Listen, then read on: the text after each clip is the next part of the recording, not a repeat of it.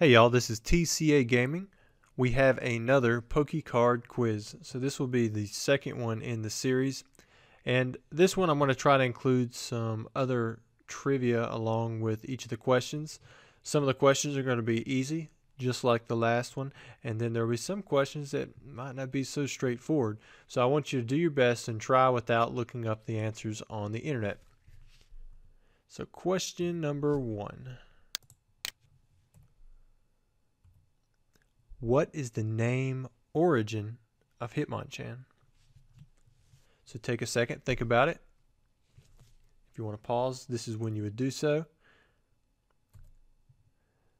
So if you look at the card, here's a Hitmonchan. Check out its name, look at its picture, see if you can make any correlation there. So if you break down Hitmonchan, you have hit for hit, as in H-I-T, as in hitting. That's what he's doing when he's punching. Mon is for monsters, and then Chan is actually for Jackie Chan. Maybe you didn't realize there was a correlation there. I didn't either, but thanks to Bulbapedia, I do now know this. So what about Hitmonlee? So after looking at Hitmonchan, you would think this one would be fairly straightforward if you're familiar with martial arts. So he's kicking. You have Hitmonlee, he's a kicking Pokemon. His attack is high jump kick and stretch kick. Break it down, you've still got hit. You've got Mon for monster. And then Lee is for Bruce Lee. Of course, I'm pretty sure Bruce Lee could be doing the punching as well. So next, what year did Pokemon TCG release in the USA? So the reason I'm asking this question is because it can be kind of confusing. I have people who try to sell to me and they say that they've had cards since 93 or since 96, and I'm like, no, you really haven't unless you come from Japan, because in Japan that's where it released in 96. Really it was before that, but Pokemon celebrated the 20th anniversary because that's when the 1996 was when the base set was released in Japan, if I'm not mistaken. But here in America it was released quite a bit later. In fact, the first year that it was released was 1999. 1999, that's when we saw the release of the first edition base set. I believe it was January 9th. It may have been January 13th. I think it's January 9th that it officially released here in America. So that means we just had our 20th anniversary a few months ago. Next up, what Pokemon is on Slowbro's tail? So I'm going to give those of you who can picture Slowbro in your head or haven't played the games to try and do it before I show you the picture. So here's a picture of Dark Slowbro. You kind of look at his tail and it's not a whole lot of help. Maybe if I give you this picture now you can figure out who it is. If you still haven't figured it out, it's Shelter. So when Shelter bites onto the tail of a Slowpoke, it evolves into Slowbro. But what happens if Shelter releases the bite? Well, you get Slowpoke. So you start thinking about it, you're like, wait a minute. So apparently, Slowbro is one of the few Pokemon that can devolve. And it does so by having, when the Shelter releases its bite off of the Slowpoke tail. So really, it's not an evolution in my opinion. It's more like a fusion, because it's only temporary. I guess it'd be like one of the old school Dragon Ball Z fusions where they have to dance, and then when they separate, they'll separate back out later on. I think the other Pokemon that can devolve is Executor maybe, but that's where like one of the heads falls off or something. So it's a little different situation. But just for some more information on this, Slowking evolves from Slowpoke, just like Slowbro. Naturally, you would think it goes Slowpoke, Slowbro, and then Slowking, but that's not how it happens. If the Shelter bites onto the Slowpoke's head, then it evolves into a Slowking. So it's really a difference of where the Slowpoke itself bites on, which I think if the Shelter releases its bite off of the Slowking, I don't think it actually devolves. It's just like poisoned or confused or something, like it has amnesia of its previous attacks, which is strange. But in fact, I think maybe down here on the card it says something about when its head was bitten, toxins entered Slowpoke's head and unlocked an extraordinary power. So I guess that makes sense. So when the Shelter releases its bite, it has amnesia and it doesn't know how to do those strong attacks anymore. So what was the first secret rare? And what I mean by the first secret rare, the first card that was supersetted in the Pokemon TCG. So like if you had 102 cards in base set, if there had been a 103rd card, it'd be 103 out of 102, so it'd be supersetted. So those of you who were around this time probably know exactly what card it is. It's Dark Raichu. It was numbered 83 out of 82. A lot of people thought that that was an error. But other than the 83, there were a lot of questions that come along with Dark Raichu. So for one, if you look up top, it says put Raichu on the basic Pokemon. All of the other dark Pokemon say put dark whatever onto the basic Pokemon. And technically that's what you need to evolve, because it has to, dark is a part of Dark Raichu's name here. This isn't just a Raichu, and dark isn't describing it, it's actually part of his name. In general, this is just considered an error. Next, why is the background of Pikachu gray? So all of the other dark Pokemon, when they evolved, the background was a dark gray instead of a light gray. Some people actually see this as maybe in reference to Pikachu not ever being a part of Team Rocket, so it didn't have the dark background. But in general, this is also regarded as just a regular error that would have been corrected if it had been caught. But was there more?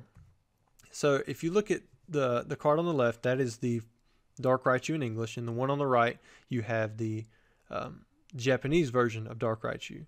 Of course, there are differences. If you're familiar with the Japanese set, they didn't have first editions on any of the Wizards of the Coast parallel sets, so that's not too much of a concern, and neither is the numbering system or the way the attack is arranged. But there is one piece of these cards that is a major difference. So if you look at the set symbol, the English set symbol is R, which is for Team Rocket, and on the right side you've got this pyramid with a ladder on it, or steps, and that's from Neo Discovery. Dark Raichu was not released in the Japanese Team Rocket set. In fact, it wasn't even released in Generation 1 at all. 4 sets later, it was released in Neo Discovery, and that was the first time that it saw release in Japan. And it was like a white star rare, so I think it was like an ultra rare, not a secret rare, since they didn't have a numbering system at that time. I think this was one of the few cards that had to be approved because it hadn't been previously printed in Japanese, and it actually put on, it delayed the Team Rocket set a little bit. I can't remember how much it delayed it, but it did delay the set in English, and it was then later released in Japan. 4 sets later. It wasn't Gym Heroes or Gym Challenge or Neo Discovery. It was, Neo Genesis. It was Neo Discovery. So, continuing on for Neo Discovery, which Neo Discovery Hollows had alternate art rares? And so what I mean by this is, if you go back to, say, like Fossil, you've got a holographic Zapdos, and then you have a non-holo Zapdos, but the artwork is exactly the same. The only thing difference is the holo pattern in the background, and then the numbering system. So if you guessed Umbreon and Espeon, you are correct. All of the other holos had exact mirrored non-holographic rares. These two, in my opinion, are hands down the most popular from this set, and they are also worth the most in ungraded value. If you start looking at the PSA value, then the Yanma kind of kicks everything's butt, just because the PSA 10 copy is so hard to get in first edition. But as you see, the rares, they are definitely different. And these actually mirror the Neo 2 binder from that was released in Japan. They didn't have non-holographic rares for the Neo Discovery set, but they did have these two artworks for Umbreon and Espeon released in their Neo file too, which was like the 9-card binder. So next up, what is this barcode for? So look at the card that you see here, Buried Fossil. On the very bottom, you see these little dots, and then what looks like fuzz maybe on your screen, but it's actually a dot code. So the bottom dot code is swiped through a Pokemon e-reader. It will unlock a Pokédex entry for the particular card on your forget that second word there, Game Boy or Game Boy Advance. Now, I've did a few videos of this showing how this works, and showed how some kids with autism actually really like playing these little mini games that come along with them. And to get those mini games, you actually got to have the second barcode. So if you look at the vertical side, if it has a dot code right there, then it has the potential to unlock some mini games, an animation, a song, and there's a few other different types that you could go through there. And some of them actually require more than one card. I believe there's a Machop, Machoke, Machamp combo, and I think the more cards it takes to unlock the game or whatever it is, then the more in-depth it can be. I believe I showed one with the Celebi song, or the thing where it was taking apples out of a tree. But here I'm going to show a few examples. These aren't animated here, but if you look to the left, that's one with the Celebi. I think it's the Celebi number 50, the one on the right there. I can't remember which card that's from. Maybe from the Pikachu, from Skyridge. It might be Aquapolis. Then on the bottom, I think that's where it takes all three, Machop, Machoke, and Machamps. And it's a game that you can play, and you just play it directly on your Game Boy Advance after you swipe the card through the e-reader. And e-readers are relatively easy to find if you're looking for one, but they are getting harder to find sealed. The last set to print such cards that had the animation part of it as an availability with 2 dot codes was Skyridge. After that, they were continued, the e-reader process or type of card was printed in EX Ruby, Sapphire, Dragon, and Sandstorm, and I think maybe even Team Magma, Team Aqua. But none of those had the second dot code, so they weren't able to do anything other than the Pokédex data entry. So which set introduced box toppers? And what I mean by a box topper is a card that's stuck inside of the booster box on top of the packs. So if you guess Legendary Collection, you are correct. You would get 1 box topper per box, and they would be on top of the packs, like I was just saying, inside of the booster pack, or inside of the booster box. Legendary Collection had 4 different box toppers. You could get the Dark Raichu, the Blastoise, the Mewtwo, or the Charizard, which all mirrored cards within the set itself, and they come as that reverse holographic new type of card that was also introduced in the Legendary Collection. These were quite a bit larger than the regular card too, but they're not as big as today's jumbos. I believe they'll fit inside of a they're like 3.5 by 5.5 inches, so I think they'll fit inside of a 4x6 top loader, if I remember correctly. So what was the only psychic Pokemon in the jungle set? I would have never thought this. I was just looking at the jungle set and I noticed there was one psychic Pokemon stuck in there, and it was Mr. Mime. So some other facts about jungle. All jungle hollows had variants where they were missing the jungle symbol. So if you look at this one right here, it's missing that symbol right there in the bottom right corner to the bottom right corner of the picture. And these are fairly common. It's not like it's no damage Ninetales or no HP Dark Persian.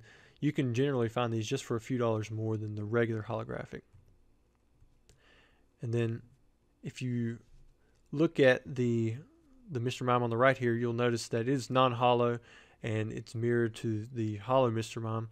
This was something that was introduced in Jungle, and that was because in Japan, when you opened up a booster pack that was Jungle or Fossil, you actually were guaranteed to get a holographic in every single pack, just because they didn't have any non-hollow rares. And because you get a rare in every pack, that means you were going to get a holographic in every pack. So by introducing the mirrored non-hollow rares in this set, in Jungle, you were able to open up 1 in 3 hollows per pack instead of getting a hollow in every single pack. They didn't have to do this in base set because there were already 16 different rares that were non-hollow. You had the Beedrill and the Dragonair, Dugtrio, Pidgeotto, the Electabuzz, the Electrode, and then you had it was 10 different rare trainers.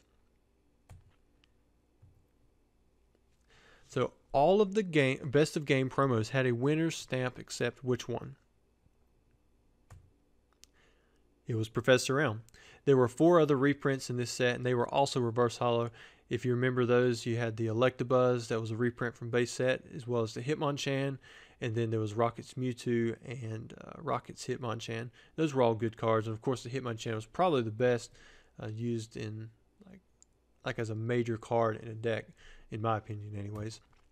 Now, there were 4 new prints that were previously released in Japan, but not in the United States. And they still haven't seen a reprint here in English. You had the Dark Scizor, the Dark Sneasel, Dark Ivysaur, and Dark Venusaur.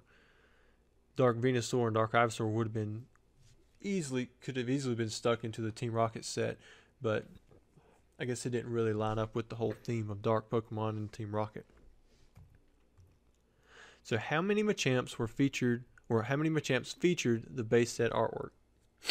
So before we answer this, we're just going to go through them, and then you guys can keep count. So we're going to start off with, on the left here, you had the Legendary Collection Machamp, and on the right, you've got the Evolutions, XY Evolutions Machamp. So you could never actually pull the original artwork Machamp from a pack until you got to the Legendary Collection. And then this right here was the second reprint set that we had, and then the Machamp with the Legendary Collection, this is probably the 4th or 5th reprint set. I know Stormfront, well, maybe, I'm not sure, because some of these complete reprint sets, usually they've been sticking them at the end of generations, but Evolutions was a reprint set. I'm not sure what number in the Pokemon history it is. And then they also had reverse holographics. So far we've had 2, and then we have the reverse holo Machamp, and then you've got the reverse holo XY Evolutions Machamp, so that's 4. Now, if you want to talk about the promotional releases that we had, technically the very first Machamp that you could get was a promotional release. It come from a base set theme deck. Maybe you could consider that not as promotional like the Black Star promos, but you were guaranteed to get one of these if you bought a base set starter deck, not the theme deck. So to me, that's a promotional release. And on the right, you've got if you look at the bottom right corner of the picture, it says XY Evolutions. That was the pre-release promo. So you've got 3 with the XY pre-release promo, and then on the left you've got the first edition Shadowless Machamp, which you got from, like I said, the starter decks. So that would be 6. Next up on the left, we have the shadowed regular version of the Machamp, which come from the later versions of the starter deck. And on the right, you've actually got the staff version of the XY Evolutions Machamp, which these are given out. I guess the odds would be 1 to every, 9? Or maybe it was 8. It was 1 to 8 or 1 to 10 at the time. I think now it's 1 in every 10 because you get a staff version for every kit. Or maybe it's every 4 kits, so it might be 1 to every 40. So we're up to 8 now versions. Now if you look on the right side, we now have it looks like the same Machamp as you have on the left, but the background is different. The right side is technically the base set 2 release of the Machamp, but it was still released as it didn't have the 2 symbol, and it was still released as a first edition, and it was released as if it was in the regular base set. The only way you could tell a difference was the holographic pattern in the background. It had the Starry, Cosmos, Galaxy foil, whatever you want to call it, and on the left side you had the regular stars from the base set. So that's 9 different versions. And then finally, our 10th and last version, we have the Trainer Deck A Machamp. This is the only copy of the original Machamp from the base set, technically out of 102 cards, that was released as a unlimited version of the card. And it was also the only non-holo version of the card released in any set. On the back side, you can see it was a lot different than the regular Pokemon cards. It's similar to the Misty's deck that I showed you recently. It has a red border all the way around the edge, and then in the center it says Trainer Deck A. It was put into every single one of the Brock decks, as I'm pointing to it now. So, did you learn anything new? Did you see anything that was surprising to you? And if so, what was it? And then so I have one more question for you before we end the video. So as a bonus, where does this rare Pokemon card come from? So on the left side, that's the front, and on the right side, that is the back. So I want you to post your answers or even your guesses in the comments, and then let me know if you liked the video. Also, don't forget to subscribe and to like the video if you haven't already done so you can keep up to date when I have more videos coming out. I appreciate you taking the time to watch the video. Catch you later.